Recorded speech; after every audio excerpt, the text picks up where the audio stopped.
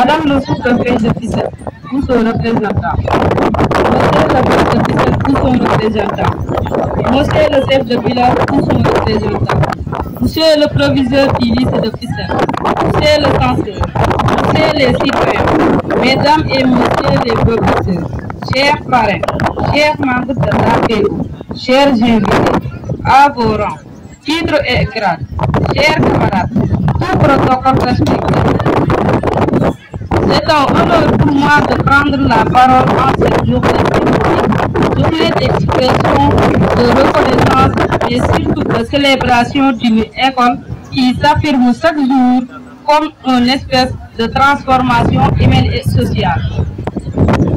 Avant tout, j'aimerais que chacun d'ici prenne un temps de recueillement, chacun dans sa confession pour prier pour le repos de notre cher et regretté professeur Ousmane Diack.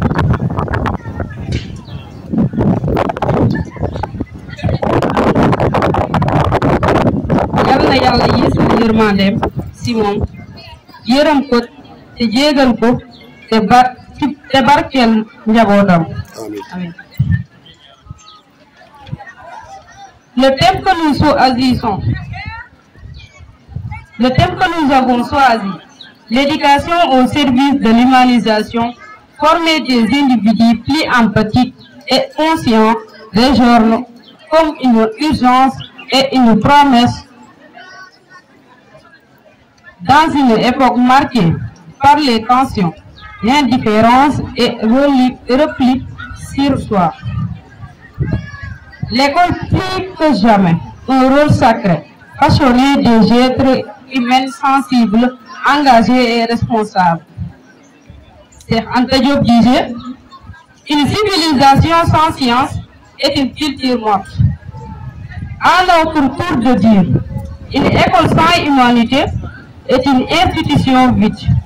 L'éducation véritable est celle qui donne sens à la vie en société, à la solidarité et à la justice. L'humanisation par l'éducation et cultiver la paix, faire naître le sens de la justice, éveiller la conscience citoyenne et ouvrir l'intelligence à altérer. C'est former des individus qui pensent avec rigueur, mais ressentent avec cœur. Des citoyens capables en s'indigner avec noblesse et d'agir avec dignité. C'est dans cette optique que l'inscrit notre gouvernement scolaire, une école dans l'école, un terrain démocratique, un apprentissage de la vie citoyenne. À travers nos fonctions que nous occupons, tous les paysans apprennent et représenter, à décider, à gérer, mais à servir nos camarades avec l'humanité et dévouement. À vous, membres du bureau du gouvernement scolaire, je dis bravo, vous incarnez déjà l'école que nous rêvons, celle à la responsabilité partagée. À vous, chers professeurs encadreurs, je vous rends un hommage sincère. Vous êtes des artisans à l'avenir, des penseurs d'espoir, des semeurs de conscience. Comme le disait Confucius, l'éducation engendre la confiance engendre l'espoir, l'espoir engendre la paix. Et nous, ici réunis, avons foi que notre école est bien un sentier de paix durable. Je saisis aussi cette tribune pour exprimer une profonde reconnaissance à l'administration pour son leadership, sa rigueur et sa vision. Aux enseignants, véritables éclaireurs de l'espoir, de l'esprit et du cœur, pour leur patience et abnégation et leur rôle irremplaçable dans la formation des citoyens de demain. À l'APE, pour son soutien sans faille, votre contribution de cette année lors de cette journée est grandement appréciée par les élèves. C'est un acte symbolique qui de combler un gap énorme de fait de l'élasticité des dépenses qui pèsent sur nous. Votre accompagnement est précieux.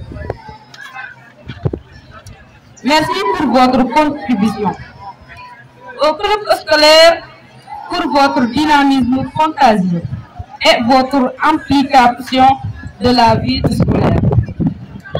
Vous êtes le cœur battant et l'engagement juvénile. Mention spéciale au parrain du jour, à savoir M. Ibrahima Dieng, directeur de la fonction publique et qui a accepté d'être le parrain de la journée du gouvernement scolaire. Nous vous en sommes très reconnaissants, de même que le docteur Mamadou Diop, pharmacien, qui nous a fait l'honneur de parrainer le club des ergogénistes du lycée de Fissel. Madame Awabokoum, qui est la marraine du club scientifique, à vous tous, nous adressons nos sincères remerciements et que le bon Dieu fasse que la fierté soit le cordon obligable qui nous lie jusqu'à l'infini. Encore une fois, Diogo. Enfin, à vous, chers camarades, je veux dire ceci. Continuons à croire, à rêver, à nos rêves. Continuons à bâtir, à questionner, à créer, à oser. Soyons des élèves brillants, mais surtout des citoyens debout. Que chaque savoir acquis à l'école serve à construire une vie juste. Une communauté forte, une nation fière. Je voudrais adresser des encouragements particuliers aux élèves de 3e et de terminale qui s'apprêtent à affronter les examens. Armez-vous de courage, de sécurité et de discipline. Pour la communauté de scolaire et derrière nous. Bonne chance.